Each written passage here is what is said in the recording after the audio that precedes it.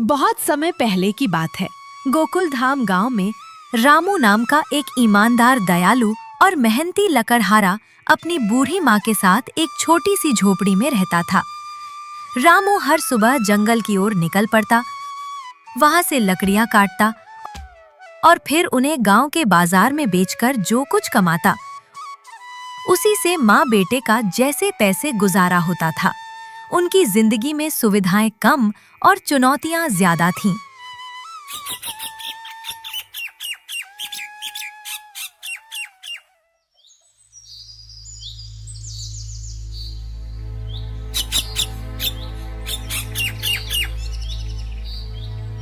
रामू मेरे बच्चे, आज फिर जंगल की ओर जा रहा है। तेरी काया तो सूखती जा रही है। थोड़ा आराम भी कर लिया करना बेटा, अपनी सेहत का भी तो ख्याल रख। क्या करूं माँ, अपना पेट पालना है तो मेहनत तो करनी ही पड़ेगी। तू चिंता मत कर, मैं जल्दी लौट आऊंगा। और वैसे भी लकड़ी काटने में मुझे अब थकान महसूस नहीं होती। रामू अपनी पुरानी घिसी हुई कुल्हाड़ी उठाता है और रोज की तरह लकड़ियां काटने जंगल की ओर निकल पड़ता है। रामू घने जंगल में अच्छी और सूखी लकड़ियां ढूंढ रहा था। उसे कुछ पेड़ दिखे, उसने कुल्हाड़ी से वार किया और लकड़ियां काटने लगा। लकड़ियां काटते काटते उसकी नजर थोड़ी दूर एक बूढ़े आदमी पर पड़ी, जो मुश्किल से एक छोटी टहनी तोड़ने की कोशिश कर रहा था। ये बुजुर्ग काका थे, जिन्हें रामू अक्सर जंगल में देखता था। काका, क्या बात है? आप इतने परेशान क्यों लग रहे हैं? अगर मैं किसी काम आ सकूं तो बेझिझक बताइए। अरे रामू बेटा, क्या बताऊं, हाथ पैर अब पहले जैसे काम नहीं करते। घर में चूल्हा बुझा पड़ा है, लकड़ियां तोड़नी थी पर टूट ही नहीं रही। समझ नहीं आ रहा आज रात का खाना कैसे बनेगा। रामू बिना एक पल भी सोचे अपने पास इकट्ठी की हुई, मेहनत से काटी हुई लकड़ियों का एक अच्छा खासा गट्ठर उठाता है और बुजुर्ग काका को दे देता है। काका, आप बिल्कुल चिंता मत कीजिए। ये लीजिए, ये मेरी लकड़ियां हैं, आप इन्हें ले जाइए। आज आपका चूल्हा मेरी लकड़ियों से जलेगा। और हाँ, आज से जब भी आपको जरूरत हो, बेझिझक मुझसे कहिए, मैं आपकी मदद जरूर करूंगा। मेरे रहते आपको कभी कोई दिक्कत नहीं होगी। बुजुर्ग काका की आंखों में आंसू भर आते हैं। वो रामू को गले लगा लेते हैं। उनकी आवाज भर्रा जाती है। रामू बेटा, तू सचमुच भगवान का भेजा हुआ फरिश्ता है। तेरी दयालुता का कोई मोल नहीं। भगवान तुझे हमेशा खुश रखे, तेरी हर मनोकामना पूरी करे। रामू काका की मदद करके मनी मन बहुत खुश होता है। उसे लगता है जैसे आज उसकी दिन भर की मेहनत वसूल हो गई। गांव का बाजार अपनी पूरी रौनक पर है। रामू अपनी पीठ पर मेहनत से काटी हुई लकड़ियों का एक भारी गट्ठर लादकर बाजार में पहुंचता है। भाइयों और बहनों, ताजी कटी हुई लकड़ियां ले लो, सबसे मजबूत और बेहतरीन क्वालिटी की। यहाँ आइए, यहाँ आइए। ताजा और सूखी लकड़ियां आ गई हैं। घर जलाने के लिए भी लाजवाब और मकान बनाने के लिए भी बेजोड़। जल्दी कीजिए, भाव भी ऐसे कि दिल खुश हो जाए। लकड़ियां चाहिए? ले लो भाइयों, सीधे जंगल से लाई गई, बेहद अच्छी और टिकाऊ। खाना बनाने के लिए सबसे अच्छे और किसी भी काम के लिए परफेक्ट। मौका हाथ से न जाने दें। बहुत सस्ती दाम में, आइए, ले जाइए। कुछ लोग रामू की आवाज सुनकर उसकी ओर देखते हैं। तभी मुखिया अपने 2 चमचों, चमचा 1 और चमचा 2 के साथ एक अकड़े हुए अंदाज में बाजार में दाखिल होता है। मुखिया की नजर सीधे रामू और उसकी लकड़ियों पर पड़ती है और उसकी आंखों में तीव्र गुस्सा चमक उठता है। वो सीधे रामू की ओर बढ़ता है। ओए रामू, ये क्या गलतफहमी पाल रखी है तूने? मेरे होते हुए तू यहाँ लकड़ी बेचेगा? तेरी इतनी हिम्मत, तुझे शर्म नहीं आती? मुखिया जी, ये मेरी अपनी मेहनत की लकड़ियां हैं। मैंने इन्हें जंगल से काटा है, अपने खून पसीने से। मैं इन्हें खुद बेचूंगा। ये मेरा हक है, मेरा अधिकार। आप कौन होते हैं मुझे रोकने वाले? क्या मैं अपने काम से पैसे भी नहीं कमा सकता? अब हक? तू और हक की बात करेगा? इस गांव में सिर्फ मैं ही लकड़ी बेचूंगा, और वो भी वही जो मैं कहूंगा। सुन, ये सारी लकड़ियां मुझे दे दे, मैं तुझे बढ़िया दाम दूंगा। मेरे पास पहले से ही बड़े बड़े ग्राहक हैं, तुझे कहां धक्के खाने पड़ेंगे। मैं तो तेरी भलाई की बात कर रहा हूं, ना समझ। हाँ रामू, मुखिया जी जो कह रहे हैं चुपचाप मान ले, नहीं तो अंजाम बहुत बुरा होगा। तुझे पता नहीं मुखिया जी का रोब क्या है। वो जिसे चाहें रातों रात बेघर कर सकते हैं। बात मान ले रामू। तुझे क्या लगता है इतनी अच्छी लकड़ियां कहां से आती हैं? ये सब मुखिया जी का इलाका है, उनका बिजनेस है। तू बीच में आकर हमारे काम में अड़चन मत बन। अपना भला चाहता है तो चुपचाप निकल ले। रामू मुखिया और उसके चमचों की ओर देखता है। उसकी आंखों में अब गुस्सैल चमक साफ दिखती है। उसने ठान लिया है कि वो झुकेगा नहीं। नहीं मुखिया जी, मैं अपनी लकड़ियां आपको हरगिज नहीं बेचूंगा। मैंने इन्हें अपने हाथों से काटा है और इन्हें मैं खुद ही बेचूंगा। मैं किसी के एहसान या धमकी के नीचे दब कर नहीं जी सकता। और ये आपका व्यापार नहीं, ये मेरी माँ की रोटी है, मेरी ईमानदार मेहनत की कमाई है। मुखिया का चेहरा गुस्से से लाल हो जाता है। वो रामू के आंखों में सीधे घूरते हुए देखता है। क्या बोला? तू मेरी बात नहीं मानेगा? तुझे अभी भी नहीं पता मैं कौन हूँ? इस गांव का मुखिया हूँ मैं, और इस गांव में मेरी मर्जी के बिना एक पत्ता भी नहीं हिलता। समझ गया? तुझे क्या लगता है तू मुझसे बच जाएगा? आप मुखिया हैं पर मैं भी इंसान हूं, और हर इंसान को अपनी मेहनत का फल खुद कमाने का हक है। आप मुझे रोक नहीं सकते मुखिया जी। ठीक है रामू, तुझे देख लूंगा मैं। आज तूने मेरी बात नहीं मानी ना? याद रखना, ये गांव मेरा है और यहां सिर्फ मेरी चलेगी। चल चमचों, यहां इस फकीर को अपना तमाशा करने दो। इसे पता चलेगा मुखिया से दुश्मनी का क्या अंजाम होता है। मुखिया और उसके चमचे गुस्से से पैर पटकते हुए वहां से चले जाते हैं। मुखिया एक बार फिर मुड़कर रामू को घूरता है और रामू भी उसे देखता रहता है। बाजार के लोग भी चुपचाप ये सब देख रहे थे। रामू की हिम्मत से हैरान थे। रामू गांव के बाजार से लकड़ी बेचकर जंगल के किनारे किनारे घर की ओर लौट रहा था। सूरज ढल रहा है। तभी उसे थोड़ी दूरी से एक सुनाई देती है। रामू तुरंत उस आवाज की दिशा में बढ़ता है। वो एक झाड़ी के पीछे देखता है और उसकी आंखें एक अति सुंदर दूधिया गोरी गाय पर पड़ती हैं, जिसका एक पैर बुरी तरह से घायल है। अरे तुझे क्या हुआ मेरी प्यारी? इतनी सुंदर गाय और ऐसे घायल पड़ी है।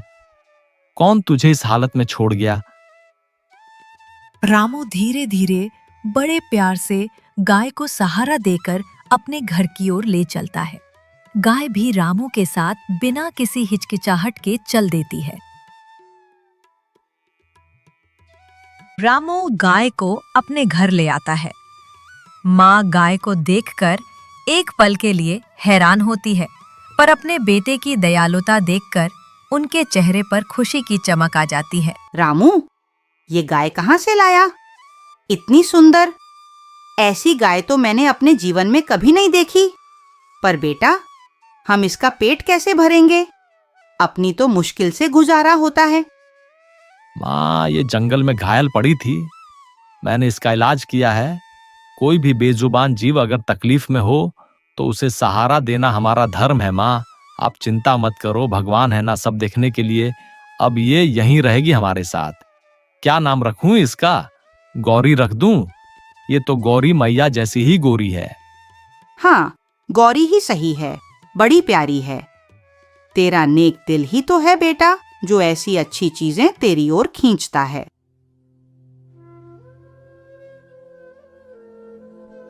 रात का समय था। माँ और रामू अपने दिन भर की घटनाओं को याद कर रहे थे, खासकर मुखिया की धमकियों को। उन्हें पूरा विश्वास था कि उनकी ईमानदारी और दयालुता एक दिन जरूर रंग लाएगी। रामू बेटा, तू कितना नेक दिल है। आज उस बुजुर्ग काका को अपनी लकड़ियां दे दी और खुद इतनी मेहनत करता है, पर ये मुखिया, इसका तो अन्याय बढ़ता ही जा रहा है। आज बाजार में उसने तुझे सरेआम धमकाया और तो और तुझ पर लाठी भी उठाई। मेरा दिल घबरा रहा है बेटा यह सब देखकर। माँ, आप बिल्कुल चिंता मत करो। उस मुखिया की धमकियों से या उसकी एक लाठी से क्या होगा। सच की राह पर चलने वालों को थोड़ी बहुत मुश्किल तो आती ही है, पर आप देखना माँ, भगवान सब देखते हैं। वो किसी के साथ बुरा नहीं करते और ना ही अन्याय को बर्दाश्त करते हैं। हाँ बेटा, तू सही कहता है। मैंने अपनी पूरी जिंदगी में हमेशा यही देखा है कि जो इंसान ईमानदारी से अपना काम करता है और सच्चे दिल से दूसरों की मदद करता है, उसकी मदद खुद भगवान करते हैं। आज शायद हम दुनिया की नजरों में गरीब हैं, पर दिल के अमीर हैं। हमारा ये दिल ही तो हमारी सबसे बड़ी दौलत है। बिल्कुल माँ, आज शायद हमारे पास दुनियावी चीजें ज्यादा नहीं हैं, पर एक दिन जरूर ऐसा आएगा जब हमारी जिंदगी भी बदलेगी, जब हम सिर्फ अपना ही नहीं बल्कि और ज्यादा जरूरतमंद लोगों की मदद कर पाएंगे। मेरा सपना है माँ कि इस गांव में कोई भी बच्चा अनपढ़ ना रहे, कोई भूखा ना सोए। मैं इस गांव को खुशहाल देखना चाहता हूँ। तेरा ये सपना जरूर पूरा होगा रामू, मुझे तुझ पर पूरा यकीन है, क्योंकि तू सिर्फ अपने बारे में नहीं सोचता। तेरा दिल बहुत नेक है। बस ऐसे ही सच्चे रहना, ईमानदारी से काम करते रहना और हमेशा लोगों की मदद करते रहना। भगवान श्री कृष्ण जो गायों और गरीबों के रखवाले हैं, वो हमारी जरूर सुनेंगे। उन दोनों माँ बेटे की हर बात, हर भावना को घर के बाहर बंधी गौरी गाय बड़े ध्यान से सुन रही थी। उसके कानों से कोई भी शब्द नहीं छूटा, जैसे वो सिर्फ सुन ही नहीं रही थी बल्कि हर बात को समझ भी रही थी। अंधेरे में भी उसकी आंखों में एक गहरी समझदारी और भाव दिख रहा था। जब माँ भगवान श्री कृष्ण जो गाय और गरीबों के रखवाले हैं, वो हमारी सुनेंगे जरूर कहती है, तो गौरी एक लंबी और गहरी सांस लेती है और उसकी आंखों में एक अनोखी चमत्कारी चमक आती है, मानो उसने कोई निश्चय कर लिया हो। सुबह का वक्त था। रामू अपनी माँ के साथ उठा और अपने रोजमर्रा के कामों में जुट गया। जैसे ही रामू अहाते में बाहर आया, उसकी आंखें एक पल के लिए खुली की खुली रह गई। गौरी, जो कल रात तक एक घायल गाय थी, अब बिल्कुल स्वस्थ और ऊर्जावान दिख रही है। और सबसे बड़ी बात, उसके पैरों के पास जमीन पर एक बेहतरीन लकड़ियों का गट्ठर पड़ा है, जिससे हल्की हल्की दिव्य सुगंध आ रही है। माँ, अरे माँ बाहर आओ, देखो ये क्या है। माँ जल्दी से बाहर आती है और लकड़ियों के गट्ठर को देखकर वो भी हैरान हो जाती है। अरे ये क्या है? ये लकड़ियाँ तो बहुत अच्छी लग रही हैं, इतनी सफाई से रखी हैं, और ये गौरी के पास कैसे आ गईं? माँ, मुझे लगता है ये सब गौरी का ही कमाल है।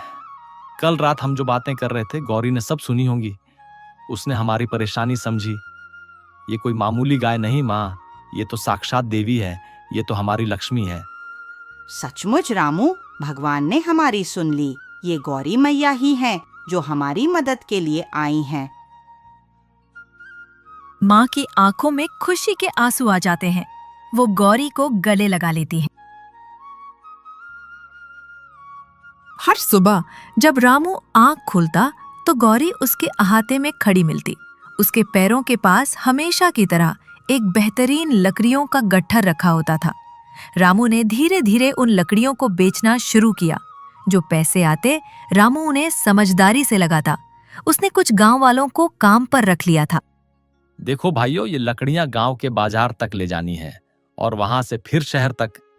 अच्छी क्वालिटी है तो दाम भी अच्छे मिलेंगे और तुम्हारी भी दिन दिहाड़ी बन जाएगी। ये काम रोज का है। धीरे धीरे रामू का काम बढ़ता गया। घर में अब खुशहाली थी। माँ के चेहरे पर हमेशा मुस्कान रहती। रामू देख तो इस गौरी गाय का क्या कमाल है। जब से ये आई है, हमारी किस्मत ही बदल गई है और तू तो अब पूरे गांव का मसीहा बन गया है। हाँ माँ, ये सिर्फ एक गाय नहीं, ये तो हमारी लक्ष्मी है। और माँ, ये सब उसकी ही देन है कि हम अब दूसरों के काम आ पाते हैं, उनकी मदद कर पाते हैं। लेकिन रामू सिर्फ अपने लिए नहीं जीता था, उसकी दयालुता और भी बढ़ गई थी। एक दिन रामू ने देखा कि छोटे छोटे बच्चे स्कूल नहीं जा पा रहे थे। आप लोग चिंता मत कीजिए, मैं आपके बच्चों की फीस भरूंगा। पढ़ाई तो सबका हक है और कोई बच्चा शिक्षा से वंचित नहीं रहना चाहिए। पूरे गांव में रामू का नाम और उसकी नेकदिली की चर्चा होने लगी। लोग उसकी इज्जत करते थे और उसे अपना हीरो मानते थे। रामू की बढ़ती शोहरत और खुशहाली ने मुखिया के दिल में जलन भर दी। मुखिया अपने चमचों के साथ गांव के चौराहे पर बैठा है। वो रामू के घर की बढ़ती खुशहाली और उसकी गांव में बढ़ती इज्जत देखकर अत्यंत जल रहा है। रामू अचानक इतना अमीर कैसे हो गया? कल तक तो जंगल में धूल फांकता फिरता था और आज उसके पास लकड़ी बेचने के लिए अपने आदमी हैं। उसकी लकड़ी मुझसे भी अच्छी बिकती है और लोग भी सिर्फ उसी की बड़ाई करते हैं। जरूर इसके पीछे कोई गहरा राज है। मालिक, सुना है उसके पास एक चमत्कारी गाय है। गांव वाले कहते हैं वही गाय सारा कमाल कर रही है। कहते हैं वो रोज सुबह अपने आप एक लकड़ी का बड़ा गट्ठर देती है और उसी के दम पर रामू ने कई लोगों की मदद भी की है। चमत्कारी गाय? तो ये बात है। मैं उस गाय को लेकर रहूंगा, फिर देखना मेरी किस्मत कैसे चमकती है। मैं गांव का राजा बन जाऊंगा। किसी भी कीमत पर वो गाय मेरी होगी। ये रामू की इतनी नेकदिली और परोपकार मुझे बिल्कुल पसंद नहीं। ये सब मेरे रास्ते का कांटा है। आधी रात का समय है। रामू और उसकी माँ गहरी नींद में सो रहे हैं। मुखिया अपने दोनों चालाक चमचों के साथ चुपके से रामू के घर में घुसता है। वे सीधे अहाते की ओर बढ़ते हैं जहां गौरी बंधी है। गौरी एक पल के लिए उठकर उन्हें देखती है पर कोई विरोध नहीं करती। वह चुपचाप उनके साथ चल देती है। मुखिया और चमचे गौरी को लेकर अंधेरे में गायब हो जाते हैं। सूरज की पहली किरणें रामू की झोपड़ी में पड़ती हैं। रामू अपनी नींद से जागता है और उसकी आंखें सीधे उस जगह पर जाती हैं जहां गौरी रोज सुबह खड़ी होती थी। पर आज गौरी वहां नहीं है। रामू एक पल के लिए घबरा जाता है। माँ, गौरी कहाँ है? गौरी, गौरी, वो यहाँ नहीं है। मैंने उसे यहीं बांधा था। अरे कहाँ चली गई मेरी गौरी? मेरा तो दिल बैठा जा रहा है। माँ भी रामू की आवाज सुनकर उठकर बाहर आती हैं। वो भी खाली जगह देखकर सन्न रह जाती हैं। कौन ले गया मेरी गौरी को? किसने हमारी खुशियां छीन ली? हमारी किस्मत ही उजड़ गई रामू। अब क्या होगा? हम कैसे रहेंगे? दोनों की आंखों में एक साथ चिंता और दुख उतर आता है। रामू तुरंत गांव में निकलता है। वो हर घर का दरवाजा खटखटाता है, हर गली में गौरी को ढूंढता है, पर कोई फायदा नहीं। गौरी कहीं नहीं मिलती। रामू बहुत दुखी और निराश हो जाता है। उसकी आंखों में आंसू हैं और दिल में एक गहरा दर्द।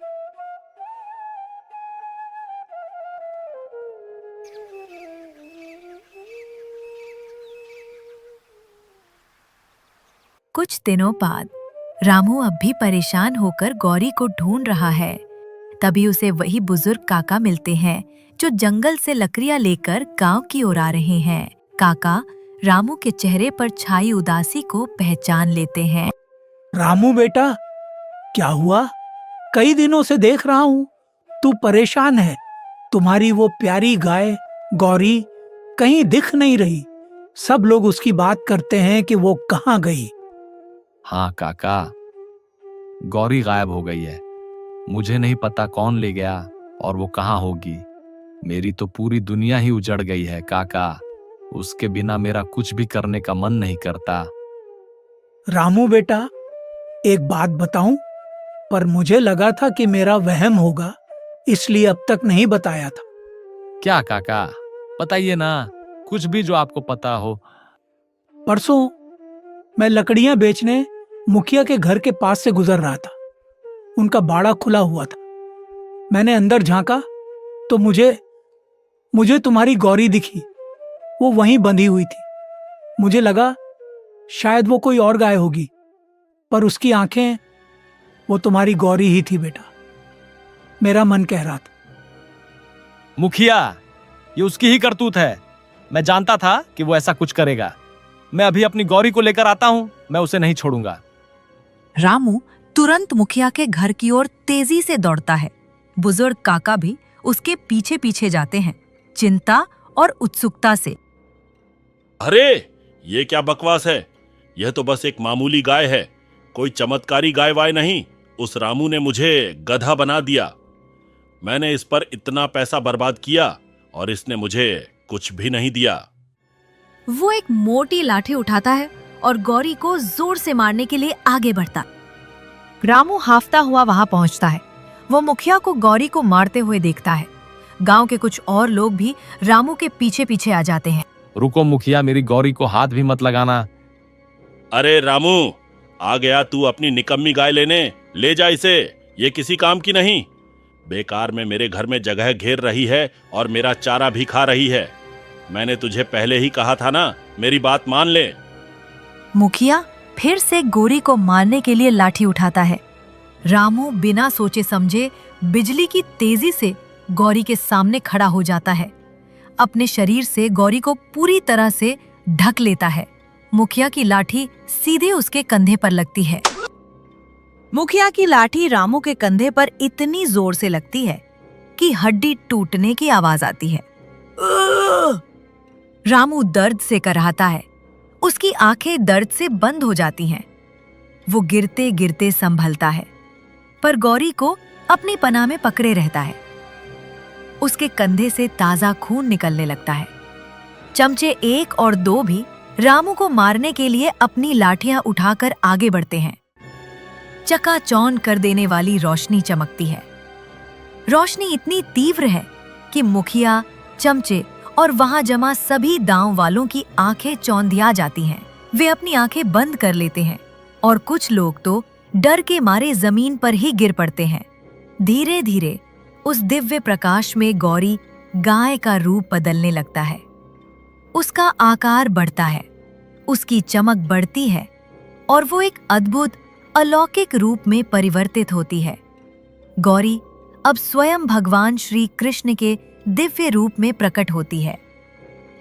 उनका तेज इतना है कि कोई भी उनकी ओर सीधे देख भी नहीं पाता। मुखिया और चमचे डर से थर-थर कांपते हैं। वे रामू की ओर देखते हैं, जो अभी भी दर्द से कराह रहा है। मुखिया, तुमने लालच और पाप का रास्ता चुना। तुमने एक निर्दोष जीव को चुराया और उसे मारने का प्रयास किया। तुमने अपने पद का दुरुपयोग किया और गांव वालों को सताया। और रामू, मेरे सच्चे भक्त रामू ने अपनी जान की परवाह किए बिना उसे बचाया। उसकी नेकदिली, उसकी दयालुता और उसकी भक्ति का कोई मुकाबला नहीं। भगवान, मुझे क्षमा करे। मुझसे बहुत बड़ी गलती हो गई। मैं अपने लालच में अंधा हो गया था। मुझे माफ कर दीजिए प्रभु। तुमने चोरी की है, अधर्म किया है, पाप किया है। इस अधर्म का तुम्हें दंड भुगतना होगा।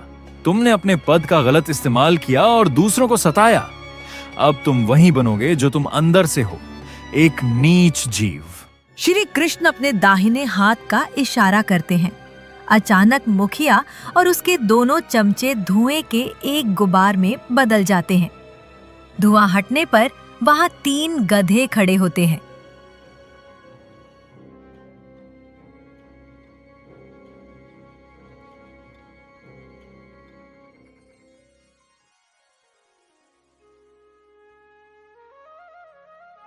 रामू, तुम ईमानदार, दयावान और सच्चे दिल के इंसान हो। तुमने निस्वार्थ भाव से एक बेजुबान जानवर की मदद की और अपनी जान दांव पर लगाकर उसे बचाया। तुम्हारी भक्ति और नेकदिली से मैं अत्यंत प्रसन्न हूं। आज से तुम्हारा जीवन खुशियों और समृद्धि से भरा होगा।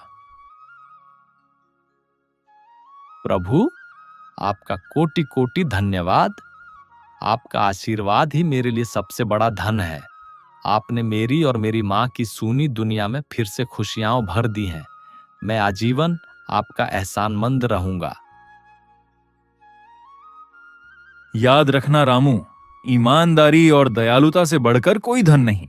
सच्चे मन से किया गया हर नेक काम हमेशा मीठा फल देता है।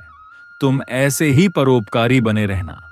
श्री कृष्ण अपने दूसरे हाथ का इशारा करते हैं। रामू के घर के पास जमीन से सोने और रत्नों से भरा एक बड़ा घड़ा बाहर आता है, जो सूरज की रोशनी में जगमगा रहा है। धीरे धीरे श्री कृष्ण का दिव्य रूप धुंधला होने लगता है और वे आकाश में विलीन हो जाते हैं। पीछे रह जाते हैं रामू और उसकी माँ, जिनके पास अब अपार धन है, और मुखिया तथा उसके चमचे, जो अब गधे बन चुके हैं, अपनी गलतियों का परिणाम भुगतते हुए।